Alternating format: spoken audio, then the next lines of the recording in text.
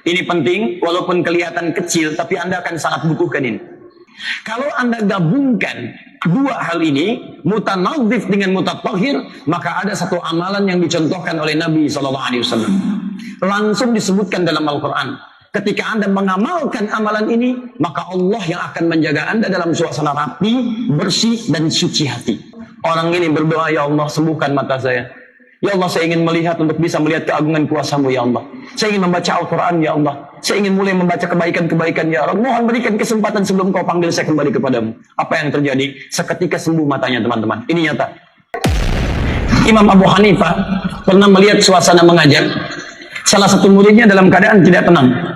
Mohon maaf, kadang begitu mengajar, penampilannya tidak maksimal, kurang fokus. Lihat sana, sini, kadang-kadang mundur, kadang-kadang maju. Dan ternyata satu saat, padahal orang ini awalnya fokus, baik belajar. Tiba-tiba berubah. Dan keesokan harinya, tidak ditemukan dia di majlis ini. Tidak ditemukan. Apa yang terjadi? Penasaran gurunya. Nah ini sifat guru yang baik itu seperti itu. Jadi begitu mengajar, kadang melihat siapa yang belajar. Sampai kadang-kadang tahu, oh ini si fulan, duduknya di sini. Ini si fulan, asalnya dari sini. Kadang-kadang tidak bertanya pada orangnya, dia cari tahu itu siapa, ini siapa. Dan diperhatikan bagaimana perkembangannya. Dulu saya ketika datang dari luar dan ke Indonesia di awal pertama, saya datang kunjungi para ulama. Ya, kemudian minta nasihat. Datang ke sini, sampai bahkan kami datang ke Aceh. Ya, terus kita cek lagi, ya saya hafal nasab begini, apakah ini benar atau tidak. Kita datang sampai ke ujung Jawa, kita datang sampai ke beberapa tempat, kita kunjungi para ulama. Salah satu guru kemudian menasihati, salah satunya ini sangat indah sekali. Anda siang mengajar, dan Anda malam mendekat kepada Allah Subhanahu wa Ta'ala. Menangislah mohon kepada Allah Subhanahu wa Ta'ala. Doakanlah murid-muridmu. Mintalah kepada Allah supaya apa yang kau ajarkan bermanfaat dan sampai ke dalam lubuk hati yang paling dalam. Teman-teman, ada kalimat yang sangat indah yang beliau sampaikan. Kamu bisa mengajar siang hari, tapi kamu tidak bisa menguasai hati siapapun. Maka yang paling indah ketika engkau mengajar siangnya, bertawakallah pada Allah di malam harinya. Dan itu manfaatnya luar biasa. Luar biasa. Dan Imam Abu Hanifah itu lebih dahsyat daripada itu. Ketika mendapati muridnya satu tidak ada, tiba-tiba ditelusuri sampai ditemukan dari mana dia berasal. Ditemukanlah kemudian, dijemput oleh bapaknya. Kemudian bapaknya ditanya, Syekh, kenapa Anda ambil anak Anda saat dia sedang sibuk belajar? Kata bapaknya, apa faedah belajar di sini? Kalau dia kehilangan penghasilan yang telah kami dapatkan selama ini. Jadi rupanya bapaknya ngambil anak ini untuk bantu dia berdagang. Karena ketika anaknya ikut majlis ilmu, dia kehilangan sekian rupiah kalau kita dari anaknya yang ikut belajar itu. Kata Imam Abu Hanifah, Masya Allah, berapa yang dihasilkan dari keadaan anak ini? Kalau kita misalnya 10 juta ketika dia bergabung membantu saya. Kata Imam Abu Hanifah, bagaimana kalau setiap bulan saya berikan 10 juta bagi Anda dan anak-anak tetap belajar dengan saya? Imam Abu Hanifah. Saya baru bisa bagikan buku, Imam Abu Hanifah bagikan 10 juta. Itu luar biasa teman-teman sekalian. Luar biasa. Dan itu indah karena Abu Hanifah memang punya latar belakang yang sangat luar biasa. Beliau asalnya pedagang, punya bahan-bahan yang cukup, punya bekal yang cukup, sehingga keadaan muridnya pun sangat diperhatikan oleh beliau. Di segala hal yang bisa membuat kita teman-teman fokus, jadi kadang-kadang itu akan membuat dan berpengaruh kepada keadaan guru. Anda semangat, guru lebih semangat. Anda fokus, guru lebih fokus. Anda tidur, guru pengen cepat selesai. Sama. Di kadang-kadang keadaan fokus Anda yang baik dan penampilan sempurna, justru itu yang bisa membantu kualitas ilmu keluar dengan lebih baik. Paham sampai sini?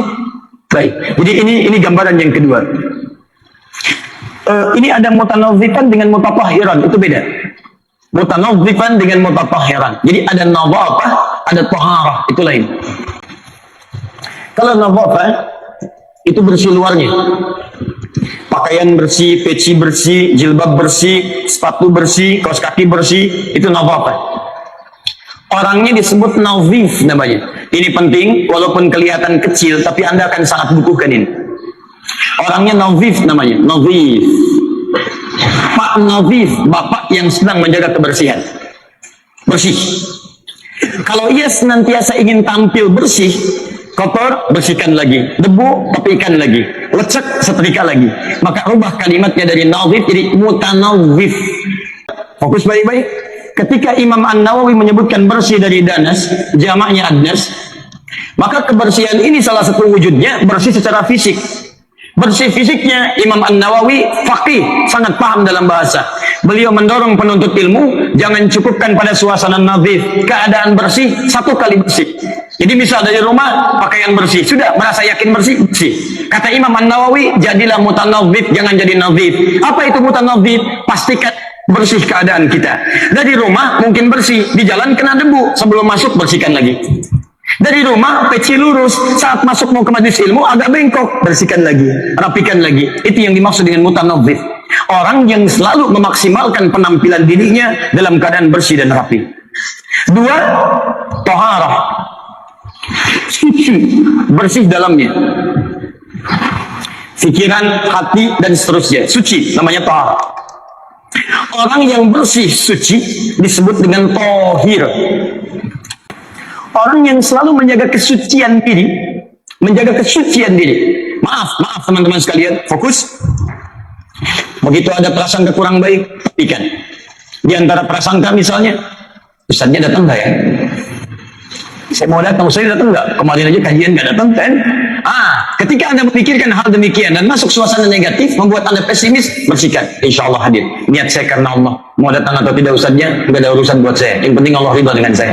Bersihkan. Bagaimana nanti materinya ya? Manfaat gak? Bersihkan. Bismillah. Ketahui, pahami, datang. Begitu Anda membersihkan suasana hati kita, membersihkan suasana luar kita, maka orang yang seringkali membersihkan suasana hatinya disebut dengan mutatahhir. Kalau Anda gabungkan dua hal ini, mutanadhif dengan mutatahhir, maka ada satu amalan yang dicontohkan oleh Nabi SAW. Langsung disebutkan dalam Al-Quran. Ketika Anda mengamalkan amalan ini, maka Allah yang akan menjaga Anda dalam suasana rapi, bersih, dan suci hati. Jadi ketika Anda mulai kotor, otomatis Anda akan bersihkan. Ketika suasana hati mulai nggak enak, otomatis Anda akan rapikan kembali, sucikan kembali. Ada satu amalan yang diajarkan oleh Quran. Apa amalan ini? Karena tidak disebutkan di sini. Amalannya tercantum di Quran surah ke-5, ayat yang ke-6. Ini bisa Anda praktikkan atau ajarkan kepada anak-anak juga. Ya. Di suasana yang selalu menjaga kita supaya bersih, kemudian supaya rapi. Quran surah 5 ayat ke-6. Ditafsir di Quran surah kedua Al-Baqarah ayat 222. Fokus. Saya ke Al-Baqarah dulu. Ayat 222 di ujung ayatnya. Innallaha yuhibbut tawwabin wa yuhibbul mutatahhirin. Allah sangat mencintai orang-orang yang selalu ingin bertobat, memperbaiki diri. Jadi orang tobat disebut dengan taib. Orang yang berusaha terus tobat disebut dengan tawwab namanya. Dan Allah menerima itu semua. Jadi kalau Anda misalnya pernah salah, kemudian Anda ingin kembali kepada Allah, Anda bertobat, disebut dengan taib. Tapi kalau Anda menjaga diri dari salah lihat, istighfar, astagfirullah. Salah bicara, istighfar, astagfirullah. Salah melangkah, istighfar, astagfirullah. Sebelum tidur sampai dievaluasi diri, ingat berapa kesalahan, istighfar 70-100 kali. Istighfar itu bukan hanya mengucapkan, tapi diingat-ingat. Salah apa mata saya? Kalau bisa begini, kalau bisa ini enak sebetulnya. Sebelum tidur, coba Anda evaluasi dari ujung kepala sampai ujung kaki Anda. Sehingga kalau Anda wafat misalnya di malam itu insya Allah ujung kepala sampai ujung kaki sudah bersih, sudah ditobati, dan insya Allah tidak akan pernah disentuh oleh neraka. Ujung kepala sampai ujung kaki. Misal, dari mulai kepala, ada pesan di Quran surah ke-49. Dari ayat 11 sampai 12-nya. Pikiran kita, maaf, tidak boleh berpikir yang tidak baik. Selalu husnudzan saja, husnudzan. Su'udzan jauhi. Inna ba'da dhanni itsm. Sebagian dari prasangka itu dosa. Teman-teman, coba ingat-ingat di keseharian itu, berapa banyak kita berpikir yang tidak baik. Kemudian turun ke mata. Quran surah 24 ayat 30 sampai 31. Berapa kali dalam sehari mata kita lihat yang salah? Berapa kali lihat handphone, gambar-gambar yang tidak tepat? Kemudian ke samping ke telinga. Berapa kali telinga kita dengar kalimat-kalimat yang tidak baik? Kemudian turun ke mulut. Berapa kali lisan kita berkata yang tidak baik? Turun lagi kemudian sampai ke tangan, bahu, tangan. Berapa kali tangan kita menyentuh yang tidak baik? Bukankah ada ancaman di Quran, wailul lil mutaffifin, celaka orang yang curang dengan tangannya. As-sariqu was-sariqatu faqtu aydiyahuma. Ya, para pencuri itu potong aja tangannya. Saya tidak ridha, kata Allah, ada pencuri menggunakan tangannya pada penggunaan yang tidak baik. Daripada dibawa ke neraka nanti lebih baik potong saat di dunia supaya tidak melekat pada tubuhnya. Saking sayangnya Allah, saya tidak ingin menghukum hamba saya. Saya nggak mau siksa tangan dia, karena tugas Allah memberikan rahmat. Saya tidak mau menyiksa, kata Allah. Kalau dalam bahasa kita, saya nggak mau menyiksa, daripada disiksa dibawa ke akhirat, lebih baik potong tangannya di dunia. Jadi kalimat hukum potong tangan, hukum kisos itu sebetulnya bukan, cara bacanya bukan ingin potong, bukan. Cara bacanya tidak ingin melukai tangan. Dan tipikal manusia, kalau diberikan hukuman yang maksimal, biasanya tipikalnya cenderung menjauhi perbuatan yang dimaksudkan. Kalau nggak percaya silahkan. Misal ya, mohon maaf teman-teman sekalian. Pemerintah misal bikin ketentuan, yang terlibat dalam narkoba, sedikit atau banyak tembak di tempat. Demi Allah saya katakan, ketika kalimat ini muncul, tidak ada satupun orang yang akan berani menyentuh narkoba, kecuali memang dia sudah mau niat untuk meninggal. Memang tekadnya ingin mati. Tembak di tempat, karena memang ingin ditembak orang itu. Karena memang ingin ditembak. Jadi setiap hukum yang dikuatkan dengan kalimat-kalimat yang tegas, itu cenderung mencegah seseorang untuk berbuat sesuatu yang tidak baik. Makanya di Islam, perbuatan-perbuatan buruk itu dicegah dengan kalimat-kalimat yang ketat. Ketatkan hukumnya. Mencuri, potong tangan. Jadi kalau ada orang yang pengen mencuri, memang dia pengen dipotong tangannya. Siapa orang yang ingin kehilangan tangannya? Orang yang sadar, orang yang sehat, tidak ingin kehilangan tangannya. Makanya ketika dia akan ngambil hak orang lain, dia mikir dulu. Taruhannya dahsyat. Ini memang cuma gelas, tapi gelas bukan punya saya. Kalau saya ambil gelas ini, potong tangan, mahalan tangan saya daripada gelas. Sama, bunuh orang lain, tembak lagi.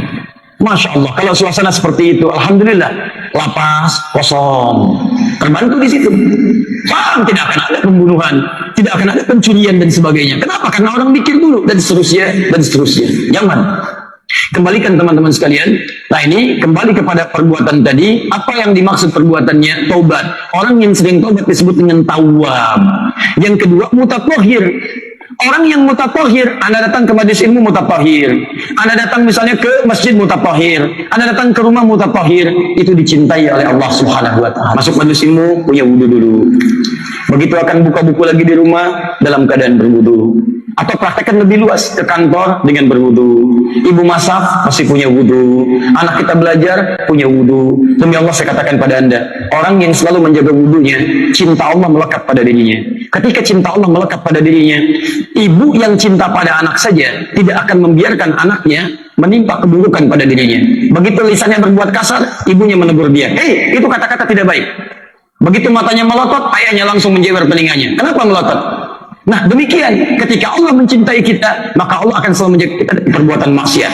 Kaki akan melangkah pada yang tidak baik, Allah akan tahan, diarahkan pada yang lain. Anda akan mendapatkan proyek yang haram, hati Anda akan diluruskan. Jangan, itu tidak baik berada di sana. Taruhan kamu akan ada keburukan. Mata Anda akan melihat yang maksiat, dipalingkan oleh Allah. Dibuat kejadian seperti anak yang dijewer. Kadang-kadang ban mobil Anda tiba-tiba mengalami kempes. Tiba-tiba di jalan ada kemacetan, dialihkan Anda. Menurut bahasa manusia, aduh telat saya datang ini, nggak bisa tanda tangan proyek. Menurut Allah, kamu tidak tahu ada keburukan di proyek itu, saya alihkan dari proyek ini kepada proyek yang lain. Nggak percaya silahkan. Mulai hari ini jaga wudhu Anda dengan baik. Jaga wudhu Anda. Kalau tidak mungkin berwudhu, silahkan Anda tayamum. Karena ayat itu melanjutkan dari wudhu kepada tayamum. Dari wudhu kepada tayamum. Dan hampir tidak ada orang wudhu tidak menjaga penampilan terbaiknya. Selalu wudhu yang baik akan menampilkan penampilan yang terbaik. Pasti itu. Ya. Saya tutup terakhir. Mutatahhiran musta'milan lis-siwak. Ya.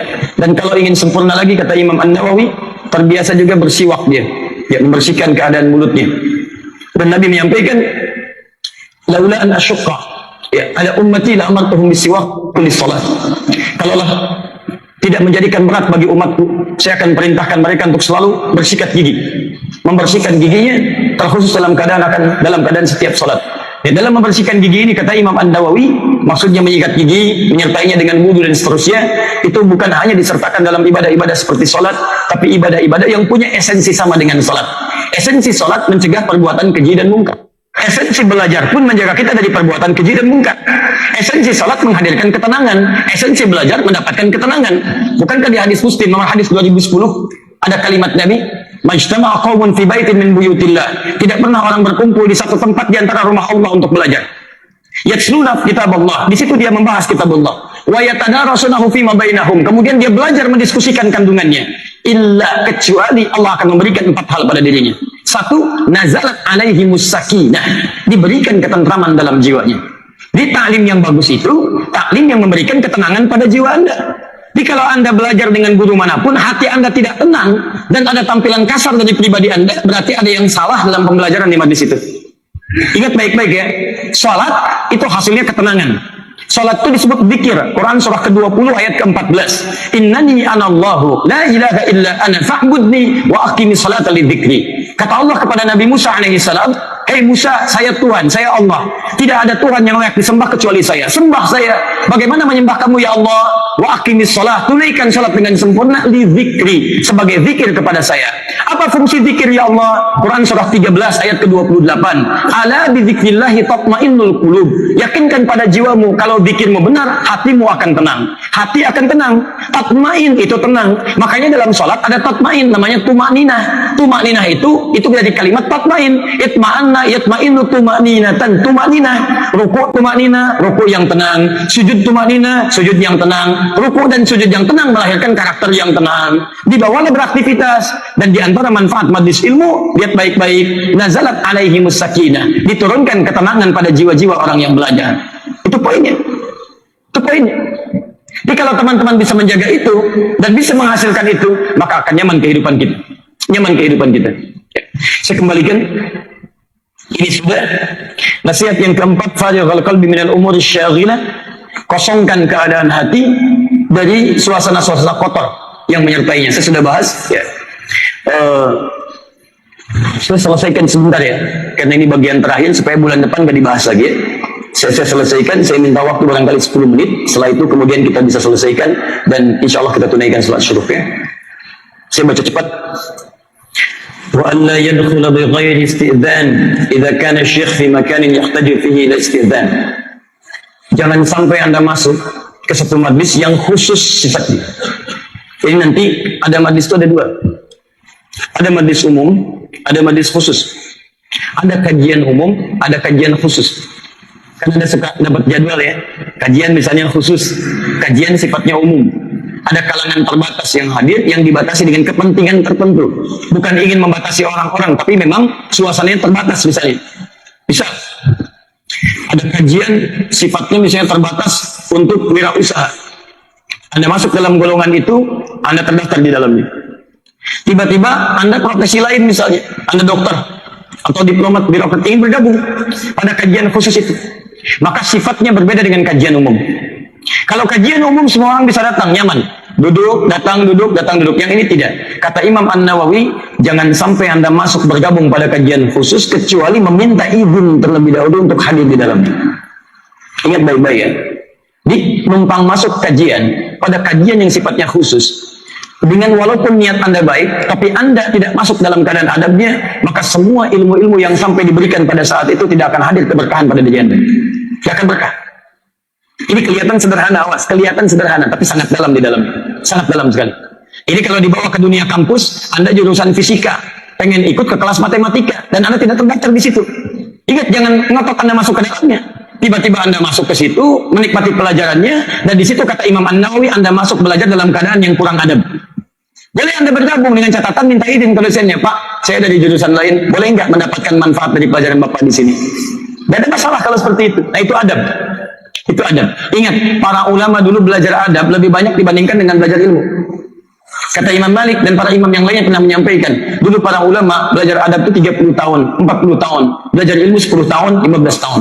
Bahkan ada yang mengatakan, kalau saya tahu keutamaan adab seperti ini, saya ingin belajar adab selamanya sebelum belajar ilmu. Karena dalam yang sangat menentukan apakah ilmu itu akan kuat, melekat dan bermanfaat atau tidak, salah satunya itu adabnya. Dan silahkan Anda cek, semua para ulama termasuk sahabat di masa Nabi SAW itu belajar adab terlebih dahulu dibandingkan belajar ilmu. Bahkan Nabi SAW itu diajari oleh Allah adab terlebih dahulu sebelum ilmu. Yang bukan Nabi tidak beradab, paham ya? Silahkan cek. Anda mau sholat, ada adabnya. Dari pakaian diatur. Ya, Quran surah ke-7 ayat 31 ada adab. Ya bani Adam khudhu zinatakum inda kulli masjid. Hei anak cucu Adam, setiap ada panggilan dari masjid kenakan pakaian terbaikmu. Adab salat diantaranya pakai pakaian terbaik. Anda dapat undangan dari manusia, sebentar lagi nih Ahad banyak acara. Di antaranya resepsi, undangan dari manusia. Anda sampai pilih-pilih pakaian, sampai ada yang dijahit berbulan-bulan dulu, sepatunya pesan dulu, hanya untuk memenuhi undangan manusia. Adab Anda pada manusia dimaksimalkan. Kenapa Allah yang mengundang Anda 5 kali dalam sehari nggak ada adab? Ada manusia yang mengundang Anda 5 kali dalam sehari. Pak, kami hari ini ada pesta 5 kali Pak ya. Jamnya jam 7 pagi, yang kedua 12 ya, yang ketiga jam 3, yang keempat jam 6, yang kelima jam 8 Pak. Tolong Bapak datang ya. Datang nggak ada. Baik, Allah mengundang Anda 5 kali dalam sehari, lebih daripada makhluk. Kali, nggak ada saingannya. Kenapa adab kita berkurang di situ? Anda masuk ke resepsi manusia, maaf, resepsi datang sekali, cuman salaman aja, prasmanan nggak bisa nambah. Masya Allah, proposal nggak dikabulkan pada saat itu. Anda datang ke Allah yang menciptakan Anda, memenuhi kebutuhan Anda, menyehatkan Anda, memberikan rezeki kepada Anda. Kenapa adab kita berkurang? Sekian. Orang musyrik saja salah ibadah. Ini dalam persepsi kita umat Islam ya. Silakan. Ini hari apa? Silakan cek. Hari ini aja lihat ya. Orang mau ibadah saja, yang dalam persepsi kita salah ibadahnya, pakaiannya begitu bagus. Ada yang laki-laki pakai jas, perempuan pakai kebaya, anaknya kemudian dipakaikan pakaian baru, rambutnya dikuncir, bawa manisan. Masya Allah. Salah ibadah saja. Kenapa kita yang benar ibadahnya berkurang adabnya? Adab teman-teman. Sholat, haji pakai adab. Coba lihat, sebelum Anda berangkat haji, nanti kan ada musim haji nih. Hal pertama yang diberikan oleh Quran, itu bukan uang yang dibawa ke sana. Bukan pakaian yang disebutkan. Bukan materi, tapi adab. Quran surah kedua ayat 197. Anda mau haji. Al-hajju asyurun ma'lumat. Faman faradha fihinnal hajja adab. Fala rafata. Wala fusuha. Wala jidala fil hajj. Haji telah kami tentukan waktunya. Siapa yang sudah siap keberangkatannya, maka cari bekal dia sebelum berangkat. Apa bekalnya?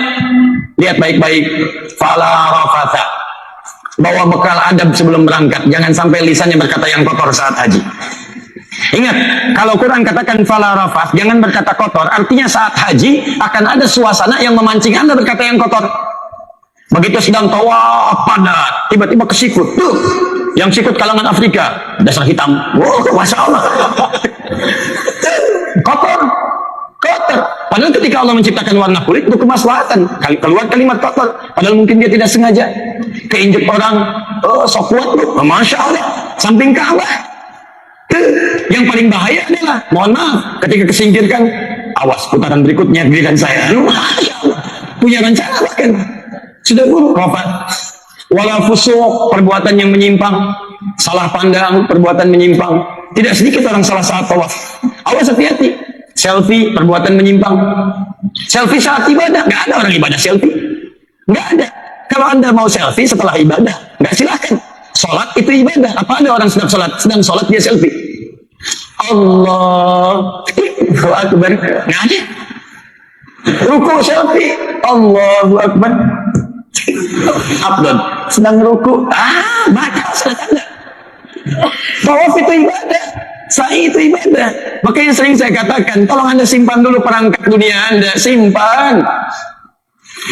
Subhanallah, walhamdulillah. Capek kanan, pindah kiri. Wala ilaha illallah. Sa'i pakai ini, sehingga lupa ketika sibuk selfie, lupa suasana muncul, setan masuk, yang dibaca keluar dari bacaan-bacaan biasa. Undang-undang dasar itu harus diluruskan teman-teman. Ya, itu kadang-kadang suasana itu terbawa karena perangkatnya itu perangkat yang tidak mendukung ibadah. Apalagi niatnya sudah tidak paham dengan niat ibadah. Orang pakai kain ihram, yang kanan yang dibuka, ini kiri yang dibuka. Misal, dulu kan pernah kejadian tuh ya. Itu kan jadi kacau. Jadi kacau di situ. Di kadang-kadang suasana ria, suasana macam-macam itu bisa menggugurkan. Wala jidala fil hajj, jangan berdebat. Jangan berdebat. Saya jadi petugas haji 2010 itu sering mengalami kejadian. Dan itu kan haramain syarifain, Mekah, Madinah, haramain syarifain. Haramain itu dari kata haram jadi dua ain, haramain. Dua tempat yang kalau berbuat haram seketika oleh Allah diselesaikan pada saat itu. Jadi kalau Anda punya persoalan haram, masuk ke situ dibersihkan supaya keluarnya dibersih. Kalau berbuat yang kotor di situ diselesaikan di situ. Syarifain, syarif itu kemuliaan yang dibalas seketika. Jadi kalau Anda punya perbuatan baik, di situ akan dimuliakan oleh Allah, diangkat oleh Allah dalam bentuk-bentuk yang tidak biasa. Tiba-tiba Anda misalnya sering bantu orang macam-macam, tiba-tiba di situ dikasih bantuan, jadi mudah, sajadah dibentangkan oleh orang lain, setiap datang kurmanya ke Anda aja orang lain nggak dikasih, bisa terjadi. Sering kami saksikan suasana yang tidak Mungkin kalau dipikirkan nggak seperti itu gitu. Ada kejadian kemarin, ini nyata. Sebetulnya ada dua kejadian, tapi yang satu itu viral di YouTube sekarang. Orang Mesir, bahkan dia berniat untuk ibadah maksimal dan ingin membuktikan kuasa Allah di tanah suci. Dia datang ke situ, dia berdoa, matanya divonis buta permanen, Pak. Begitu dia berdoa di depan Ka'bah, teman-teman sekalian, ini sekarang viral kisahnya, dan ada di YouTube, Anda bisa lihat. Dan sampai disalami sampai oleh askar dan sebagainya. Dia berdoa di depan Ka'bah, sejajar lurus, tidak persis di depannya, karena penuh dia ngambil jauh. Makanya saya sering katakan, jangan paksakan kalau suasana penuh depan Ka'bah. Tarik garis lurus. Misal ini multazam, Anda ingin berdoa di depan situ, nggak kebagian, tarik garis lurus, lurus di tempat yang agak lenggang, di situ Anda berdoa. Dan doa pertama, mohonkan untuk orang lain yang ada di situ. Ya Allah, mereka telah berusaha berikhtiar untuk mendekat kepadamu, ya Rabb. Berusaha untuk mendapatkan tempat terbaik, saking saling berdesakan, ingin berdoa kepada, mohon kabulkan doa-doa mereka, ya Allah. Dan hamba pun berkeinginan bersama mereka, tapi hamba tidak ingin menyakiti mereka, ya Allah. Hamba ingin memberi kesempatan pada mereka mendekat kepadamu, ya Rabb. Maka seperti engkau kabulkan doa mereka, mohon kabulkan doa kami, ya Allah. Orang ini berdoa, ya Allah, sembuhkan mata saya. Ya Allah, saya ingin melihat untuk bisa melihat keagungan kuasa-Mu, ya Allah. Saya ingin membaca Al-Quran, ya Allah. Saya ingin mulai membaca kebaikan-kebaikan, ya Allah. Mohon berikan kesempatan sebelum Kau panggil saya kembali kepadamu. Apa yang terjadi? Seketika sembuh matanya, teman-teman. Ini nyata. Silahkan lihat kisahnya. Pria itu dari Mesir. Begitu dia bangkit dari doa, kemudian dia melihat, tiba-tiba matanya bisa melihat. Dia teriak, Allahu Akbar, Allahu Akbar. Dalam bahasa kita, mata saya bisa lihat, Allahu Akbar, ya Allah. Terima kasih Allah, asykuruka ya Rabb, asykuruka ya Rabb, asykuruka ya Rabb. Dia syuk. Bahasa dialek Mesir. Saya bisa lihat lagi. Orang kaget semua begitu melihat. Tapi ketika tahu kisahnya, diciumi sampai dipeluk dia, dicium keningnya. Polisi tadinya heboh, dikira ada apa. Begitu tahu situasinya, orang ini diselamati, dipeluk, dan diberikan tempat terbaik pada saat itu. Indah, nyaman. Jadi kalau Anda tunaikan hukum Allah dengan adabnya, maka Allah turunkan nilai pahala dengan rahmatnya. Catat itu. Bukan cuma pahalanya, rahmat diberikan. Anda masuk ke masjid, jaga adab masjid, Allah turunkan rahmat di situ. Makanya ketika Anda masuk, Anda meminta rahmat. Allahumma ftahli abwaaba rahmatik. Anda masuk ke tanah haram dengan rahmat, maka Allah berikan rahmat kepada Anda. Masuk dengan adab, diturunkan rahmat. Masuk ke bulan puasa, ke Ramadan, dengan adabnya, Allah berikan rahmat kepada Anda. Karena ada adab saat puasa, ada. Nanti kita akan bahas dalam pertemuan berikutnya. Jelas ya? Majlis ilmu pun, Anda masuk ke majlis ilmu dengan adabnya, Allah turunkan rahmat kepada Anda pada saat itu.